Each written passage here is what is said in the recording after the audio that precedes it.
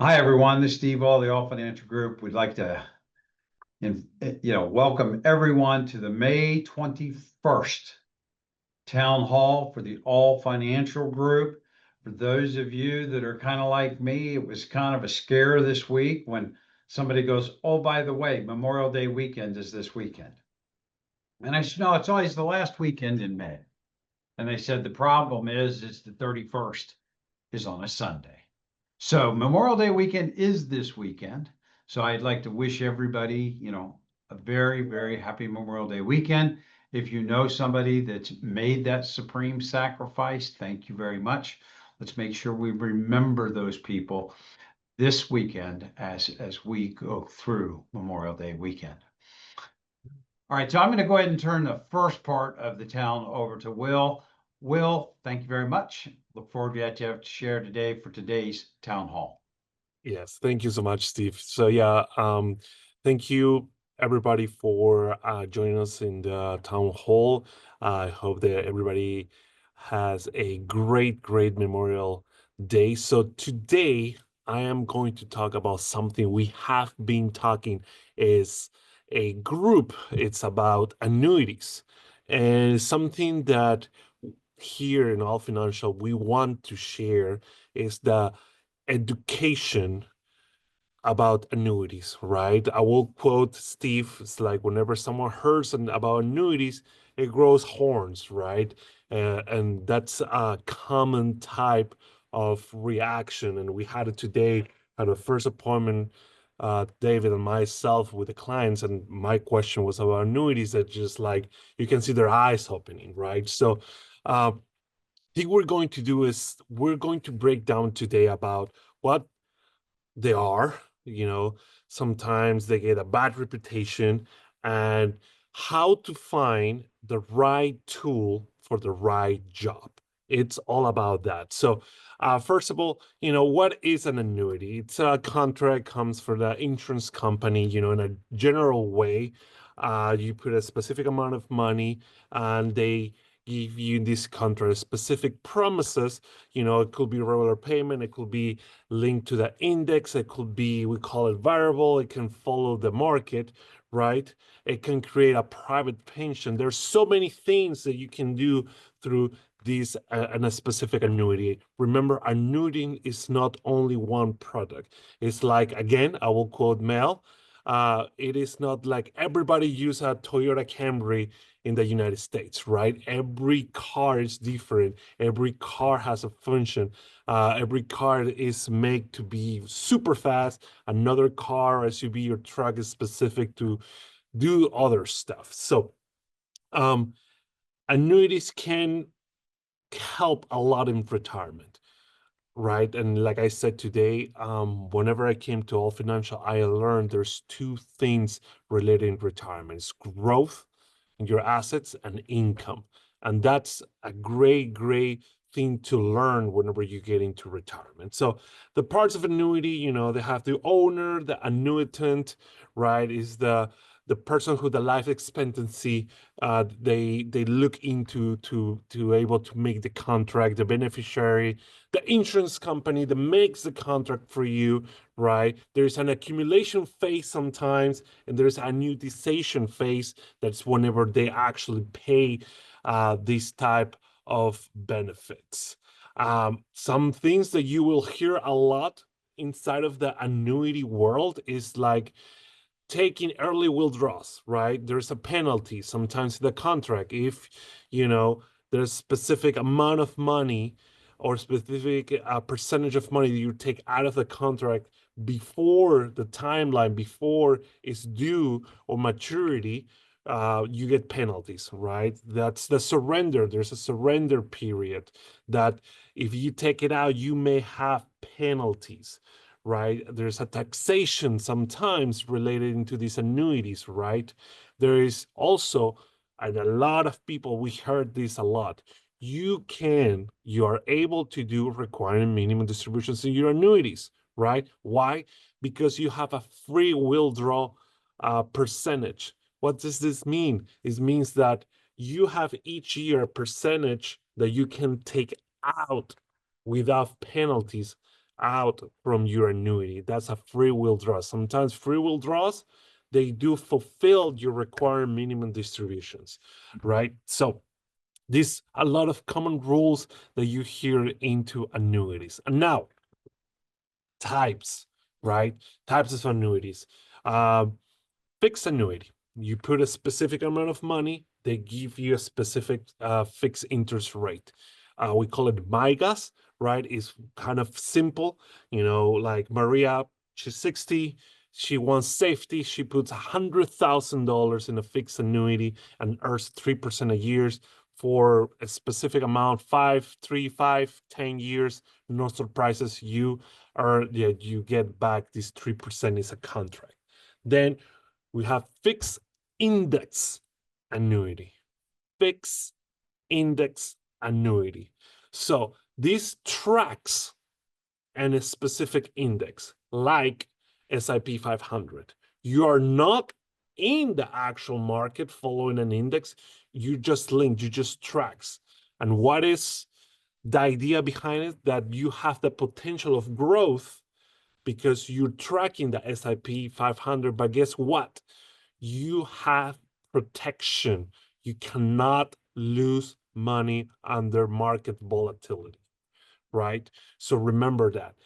Fixed index annuity tracks a specific index. You cannot lose money. It is a contract, right? It sometimes it's like 10 years, but remember this.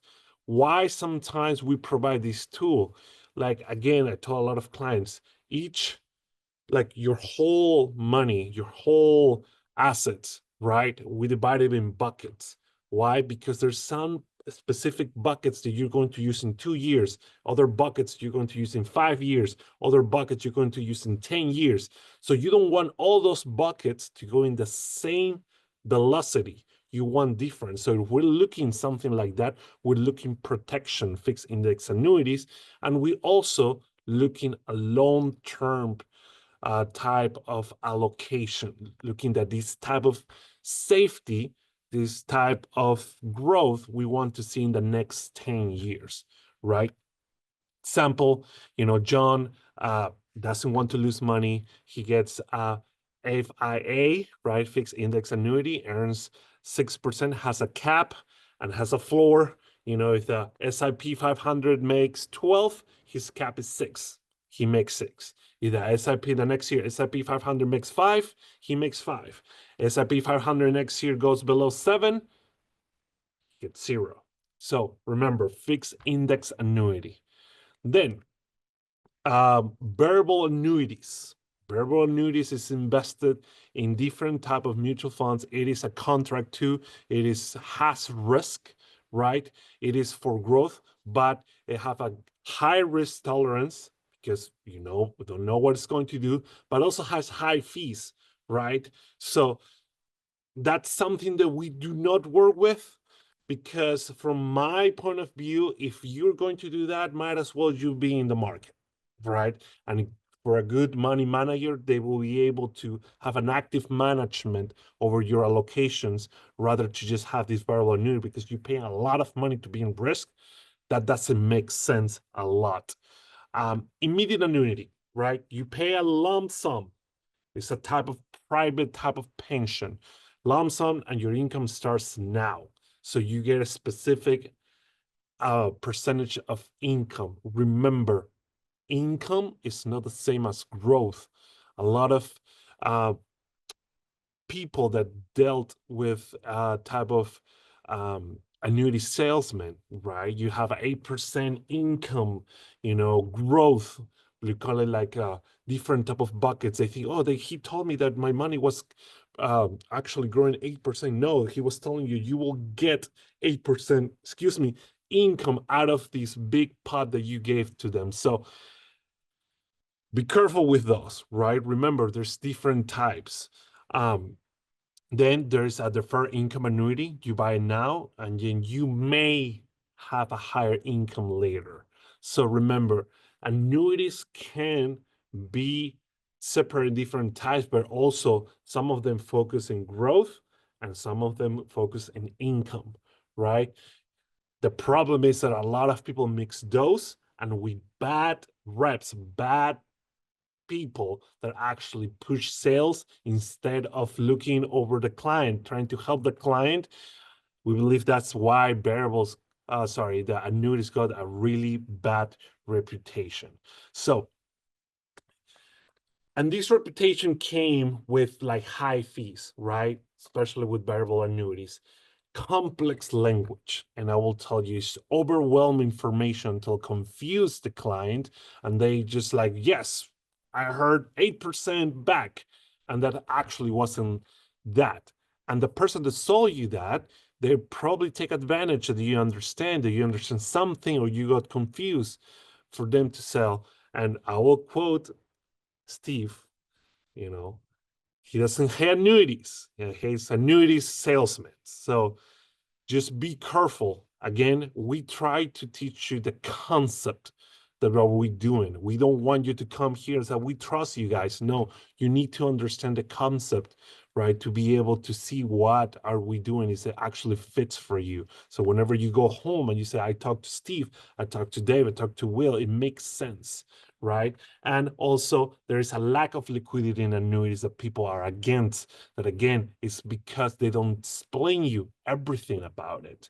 And the aggressive sales tactics that it has been from the 80s, 90s, even now, they're pushing you that products that you actually don't need, that actual clients don't need this specific tool, and they're pushing you to buy those. So that's how the annuities get this really bad reputation, right?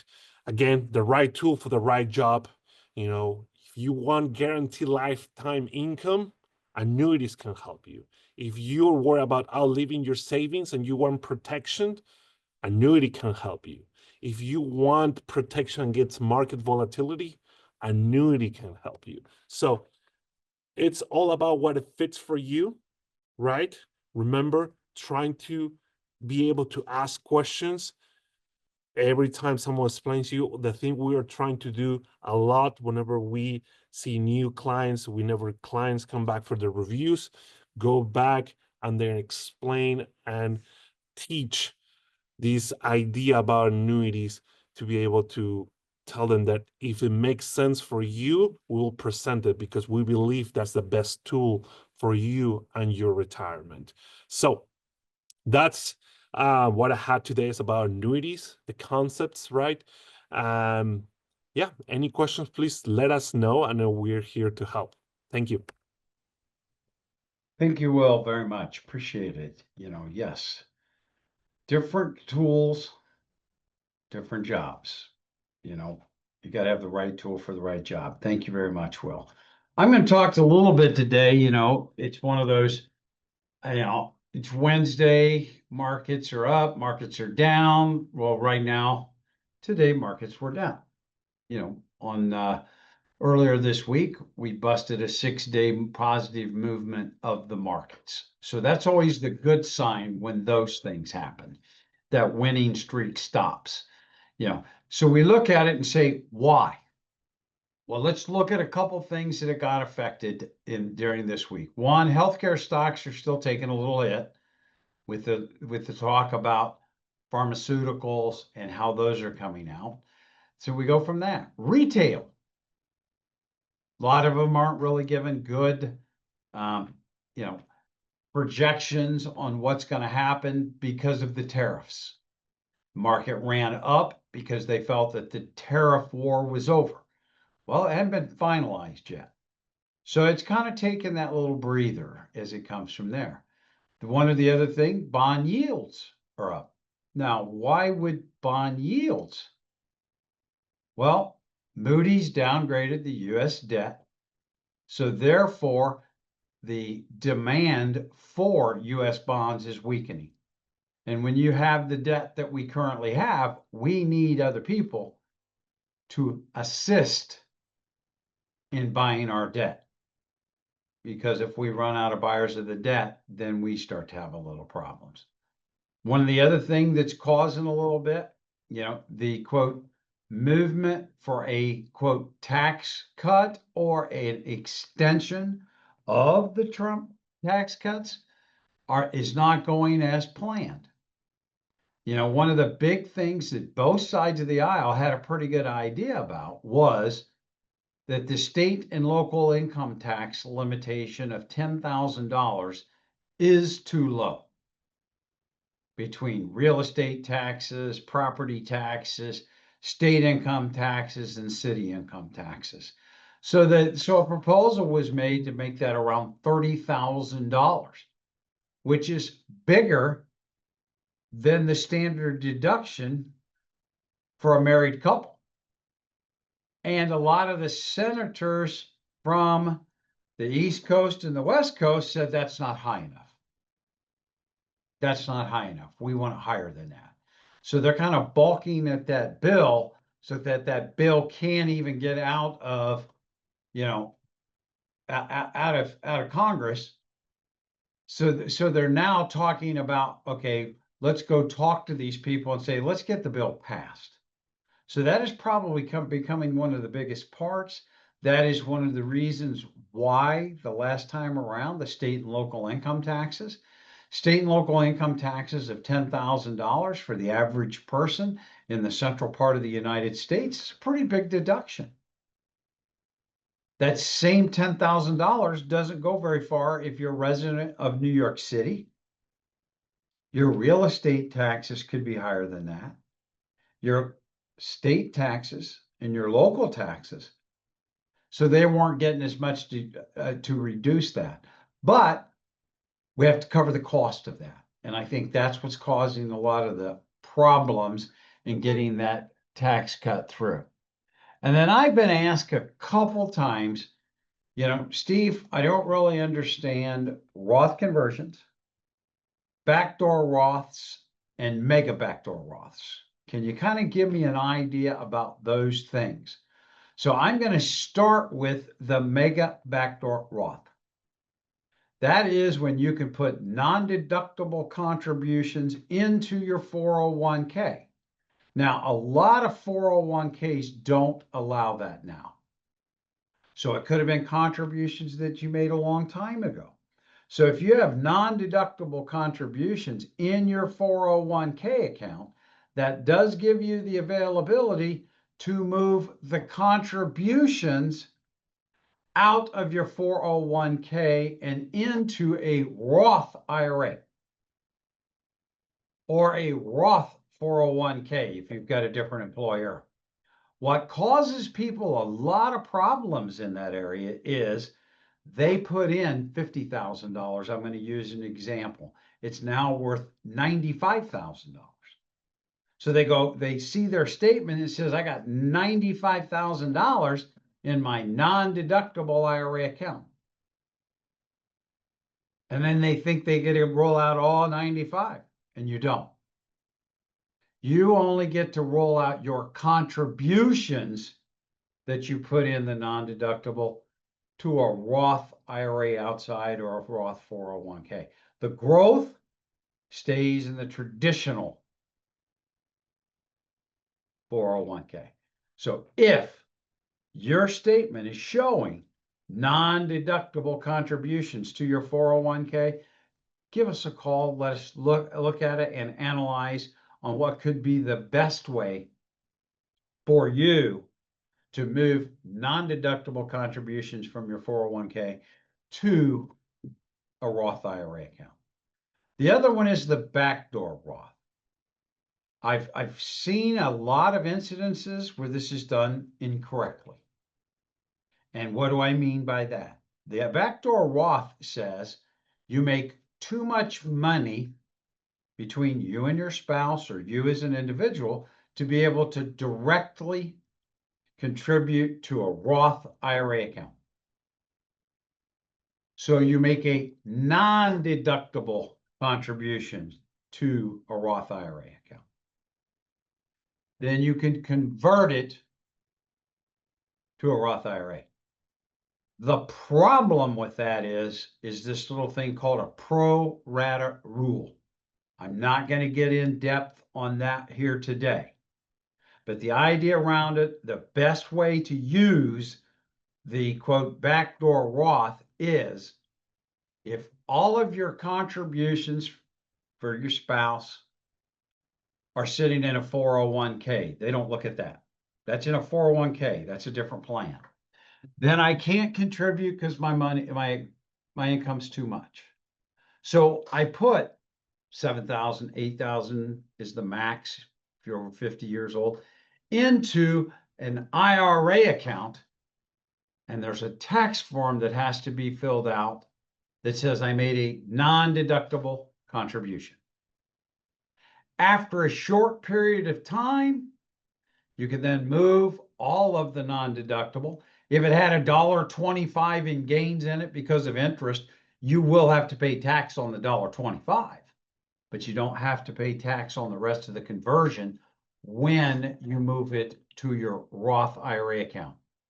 The problem of it is if you had $92,000 in IRA accounts and you make an $8,000 non-deductible IRA, now you got 100,000. When you convert, they take that. 8% of it is a return of your non-deductible, and 92% was your deductible. I know that sounds difficult, but I'm sitting here saying, if you've got any other IRA accounts, be real careful making a contribution to a non-deductible IRA. It's an accounting nightmare for the rest of your life, unless you're going to convert it all. And if you've got great big IRA balances, it's a very small percentage. And every time you take a distribution, that percentage comes into it. It's called the pro rata rule. So be careful. Talk to somebody that understands them, and run it by an accountant if you're doing the accounting yourself.